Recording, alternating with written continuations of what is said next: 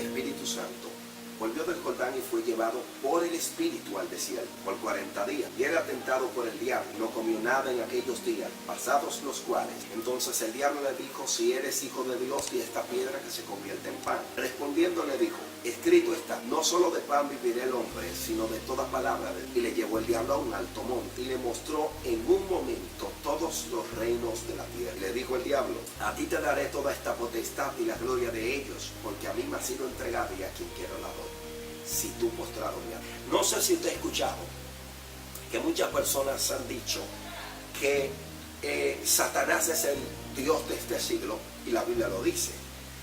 Otros han dicho que Satanás es el dueño de este siglo, es el rey de la tierra. Y hay algo profundo aquí.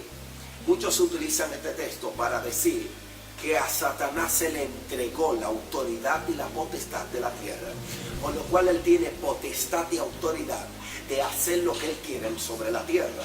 Y no es así. Primero, el primer texto que nos rebate esto es Salmos capítulo 24, donde dice: de Jehová es la tierra y su plenitud, el mundo y los que en él habitan. También la Biblia dice en Ezequiel: mías son todas las almas. Y Dios dice: el alma que pecare, esa morirá. Entonces, cuando la Biblia dice, o cuando el mismo Satanás dice: te daré toda esta potestad y la gloria de ellos, porque a mí me ha sido entregada, ¿a qué se refiere? Sí, ¿a qué se refiere? ¿Quién se le entregó? Bueno, Satanás se está refiriendo a que tiene dominio sobre toda la tierra para poder conferir ese dominio a otras personas. Literalmente está diciendo que tiene poder sobre los reinos. No necesariamente él está hablando de la tierra y su plenitud, sino de las obras que trabajan los hombres.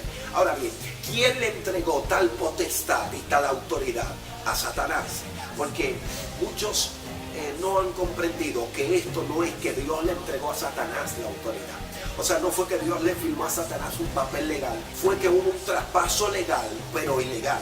Esto sucedió en Génesis capítulo 3, donde Satanás, a través de la serpiente, se apareció a Eva y le dijo a Eva: con que Dios os ha dicho que no comáis de todos los árboles del huerto.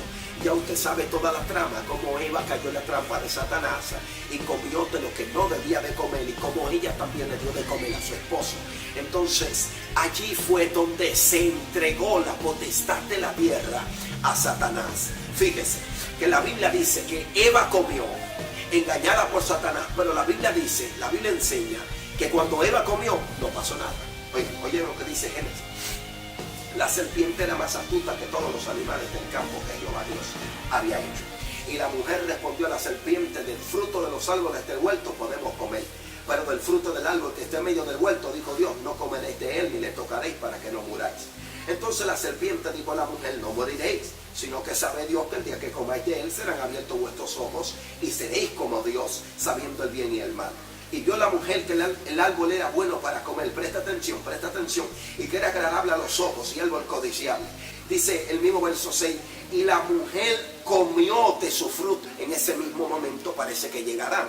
Entonces me impresiona que ella come y nada pasa. Entonces dice la Biblia: y dio también a su marido, el cual comió así como ella. Así como ella quiere decir que de la misma forma que ella fue seducida por lo que veía, de la misma forma Adán miró y fue seducido, codició y comió. Dice: entonces fueron abiertos los ojos de ambos. Aquí hay algo impresionante. Cuando come Eva, nada pasa. Cuando come Adán, entonces fueron abiertos los ojos de ambos. Porque a quien Dios le delegó la autoridad superior fue Adán.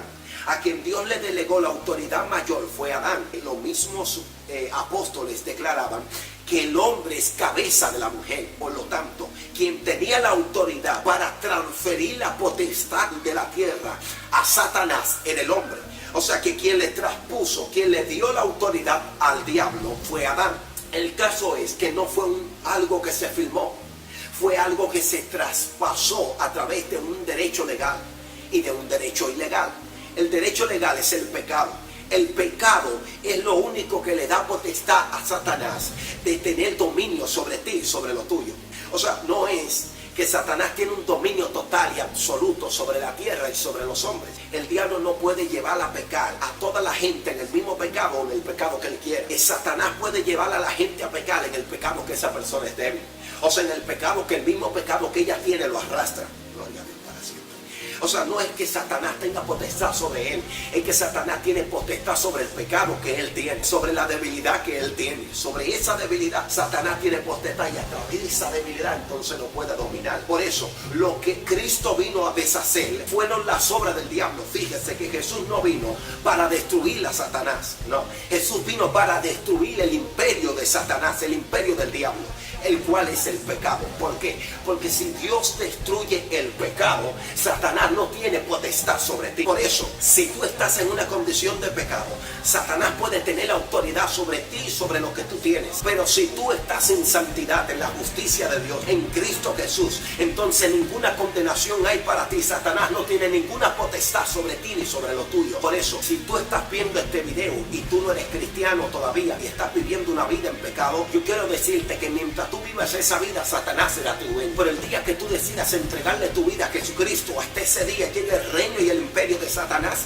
sobre ti, sobre los tuyos. ¿Sabes por qué? Porque lo único que le da potestad al diablo sobre los hombres es el pecado.